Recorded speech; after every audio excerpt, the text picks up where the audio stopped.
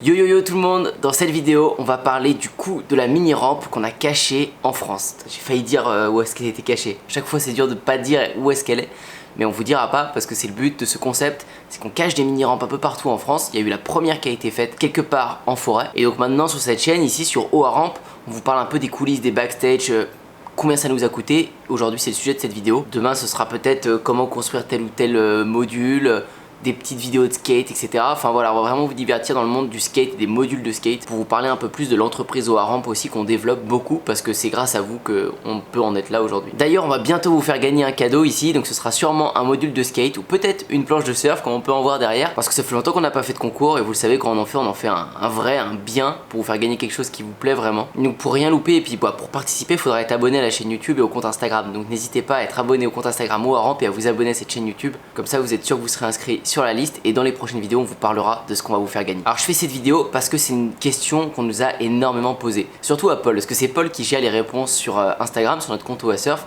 Et je crois que des centaines de fois on lui a demandé combien elle coûte la mini rampe, comment on l'a construit, etc. Que des questions autour de ça. Et je serais le premier curieux à savoir combien ça a coûté si je les faisais pas, si je connaissais pas tout ça, tout l'envers du décor.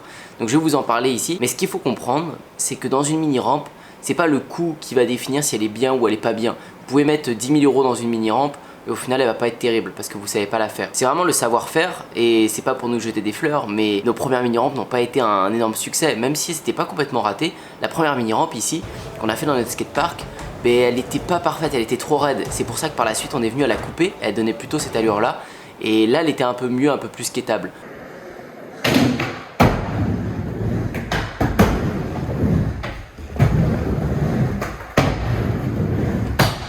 Mais il lui manque toujours ce petit truc un peu plus parfait qu'on retrouve maintenant, et c'est d'ailleurs frustrant, mais on retrouve cette petite courbe parfaite chez nos clients. Chez par exemple Nico qui avait fait une petite mini rampe dans sa grange un petit peu, c'était génial à faire, mais la courbe elle est parfaite. Nous ça nous donne tellement envie, on se dit ah faut qu'on refasse la nôtre, parce qu'au fur et à mesure on a progressé, à faire toutes les courbes de notre skatepark aussi on a beaucoup progressé, puis après on a fait d'autres mini rampes, puis on est arrivé à celle de...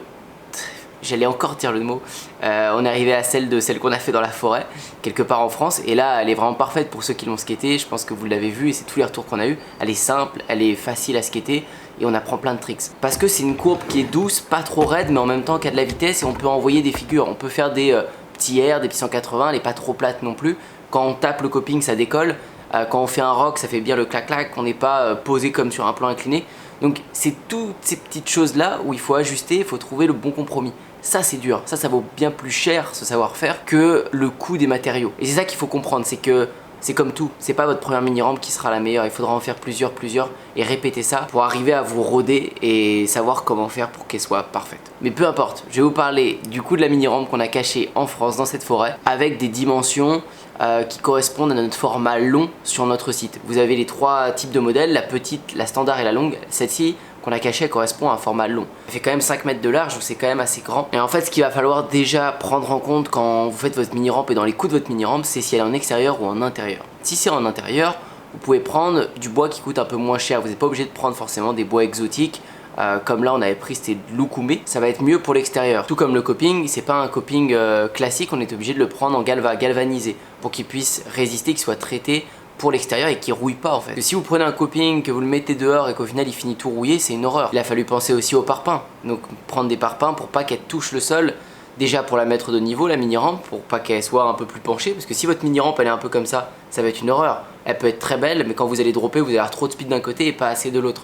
Donc c'est pareil, il faut penser à ça. Là on l'a mis sur parpaing pour cette raison, mais aussi et surtout pour pas qu'il pourrisse. Le bois, le bas de la mini rampe, il n'était pas en contact avec le sol de la forêt, du coup l'humidité elle n'est pas remontée et ça va pourrir beaucoup moins vite. Donc ça il faut aussi y penser, et ça rentre dans les coûts, c'est peut-être 100-200 € de parpaing en plus. Faut penser à la bâche aussi, la bâche c'est important si vous voulez qu'elle dure. Parce que même si vous mettez le prix dans votre mini rampe, mais si vous la protégez pas, si vous pensez pas à ça, au parpaing, à la bâche, etc., à l'entretien, mais peut-être qu'au bout de 6 mois elle est déjà morte votre mini rampe. Donc vaut mieux des fois mettre 100 € ou 200 € de plus dans une bâche ou dans des parpaings, pensez à ça pour qu'elle dure 2-3 ans de plus au lieu de faire ça à la va-vite. Donc la bâche, encore une fois, il faut trouver la bonne, des grandes bâches comme ça, donc c'est des bâches je crois qui font au moins 10 mètres pour que ça enveloppe bien tout, qu'on galère pas et que l'eau ne puisse pas rentrer. Ça vaut facilement 150, 200, 250 €, il y a tout type de bâches, mais ce genre de bâche là c'est tellement grand que ça coûte cher, c'est quand même un petit billet. Ensuite, il y a quelque chose que on doit prendre en compte pour vous, c'est les outils.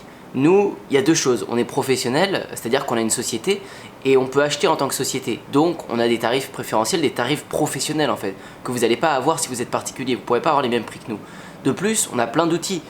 Paul, c'est son métier, c'est pour ça qu'on est complémentaires. Moi, je suis toujours derrière l'ordinateur, c'est mon truc, le marketing en ligne. Et Paul, il touche à tout au niveau du bricolage. Il est capable de faire les modules. C'est quasiment lui qui a conçu tout le skatepark. Nous, on l'a aidé, on était juste des mains fortes, mais on n'a pas eu la conception du skatepark. On n'a pas. Enfin, moi, tu m'aurais laissé ça, je faisais n'importe quoi. Donc, on est très complémentaires avec Paul. Et puis, à force de travailler avec, je commence à développer un savoir-faire, en tout cas sur les mini-rampes. S'il y a bien un truc que je sais faire maintenant et que je commence à comprendre, c'est les mini-rampes de skate. Parce qu'on en a fait tellement de courbes dans le skatepark, tellement de modules, je l'ai vu tellement faire et puis je l'aide souvent. Et sur les dernières mini-rampes, on les a fait ensemble. Du coup, j'apprends. Mais je suis pas bricoleur à la base et vous peut-être que vous ne l'êtes pas non plus, et dans tous les cas vous avez peut-être pas d'outils. C'est ça que je veux vous dire, c'est que Paul lui a beaucoup d'outils vu que c'est son métier et il a rien à racheter en plus si ce n'est le consommable comme les vis ou autre, et ça faut le prendre en compte aussi dans le coût. Le coût des vis il coûte très très cher. Donc en tout cas pour le prix total de ce que ça nous a coûté pour cette mini rampe, et je vais pas vous détailler chaque chose, la bâche, le coping, etc. parce que c'est pas le but ici, on n'est pas là pour vous parler de tout ce qu'on utilise comme matériaux, mais au moins que vous ayez une idée de ce qu'on a pu dépenser et ce que ça peut coûter. Nous ça a été 1500 € pour faire cette mini rampe. En tout et pour tout 1500, parce qu'on a aussi des prix professionnels, donc on achète régulièrement, qu'on a de la quantité aussi, donc on peut avancer. Mais je pense que si vous souhaitez la faire, une mini rampe de cette taille là, en considérant que vous avez les outils et que vous savez la faire, ça va peut-être vous coûter, je dirais, 2000-2500 €, quelque chose comme ça. Vous pouvez rajouter, je pense, 1000 € facilement de plus, parce que vous êtes particulier, vous n'êtes pas professionnel. Sauf si vous avez des tarifs professionnels, dans ce cas-là, vous pourrez arriver à peu près au même prix que nous. Mais encore une fois, il faut bien savoir quoi choisir. Les premières mini-rampes, on s'est trompé 1000 fois, on a arraché notre revêtement plein de fois sur notre mini-rampe au skatepark parce qu'il ne convenait pas. On en a essayé 3-4 différents, parce qu'il ne roulait pas parfaitement, ou au bout de quelques sessions déjà il glissait trop, c'était une patinoire, ou alors non il se cassait régulièrement. Enfin c'est beaucoup de tests, beaucoup de choses à faire. Donc quand vous lancez dans la création d'une mini rampe, ne soyez pas frustrés si elle n'est pas parfaite pour la première. Je sais qu'il y en a beaucoup qui demandent le prix parce qu'ils veulent se lancer à la construction de leur propre mini rampe, et c'est un truc génial à faire, c'est cool, mais ne soyez pas déçus si elle n'est pas parfaite pour la première. En soi c'est vraiment un métier et nous on est en train de le découvrir en ce moment. Ça fait maintenant plus d'un an, bientôt 2 ans qu'on a fait notre skatepark, qu'on n'a pas arrêté de faire des modules, qu'on n'a pas arrêté de faire des courbes, et c'est qu'en faisant maintenant plusieurs centaines qu'on commence à être rodé sur des choses, qu'on commence à comprendre et qu'on commence à vous proposer de plus en plus de produits. Mais voilà, ne soyez pas frustrés si la première elle n'est pas géniale. En tout cas voilà pour le prix, les idées. C'était au-delà du prix, c'était surtout vous parler de tout ce que ça englobe une mini rampe autour. Ce qu'il faut penser c'est en intérieur, en extérieur, et encore je dois oublier les 3/4 parce que c'est pas mon domaine d'expertise non plus, mais on n'est pas là pour vous faire des vidéos complète tutoriel sur la création de mini rampe. On propose nos propres mini rampes aussi. Si vous en voulez, j'ai envie de vous dire, faut nous contacter, on viendra vous en faire. On est toujours là pour vous donner des conseils, que vous puissiez essayer de la faire aussi vous-même si vous avez envie. Puis c'est aussi le but de cette chaîne YouTube, c'est pour ça qu'on l'ouvre, pour dissocier un peu le surf du skate et des modules de skate, parce qu'il y a une bonne demande dessus. Donc voilà, j'espère que cette vidéo elle vous aura aidé. Comme sur notre chaîne principale, on va toujours inclure une question du jour, on trouve ça sympa, et puis ça nous permet aussi de prendre les gens qui vont participer au concours, parce que vous savez, pour participer à nos concours, il faut être abonné à nos réseaux et répondre à la question qui est cachée dans chaque vidéo. Et la question pour vous c'est: est-ce que vous avez déjà essayé de faire une mini rampe? Si vous avez essayé, n'hésitez pas à nous partager vos expériences. Est-ce qu'elle a été très bien dès la première fois? Est-ce qu'elle était complètement ratée au contraire? Dites-nous ça dans les commentaires, et on vous dit à très bientôt pour la prochaine vidéo.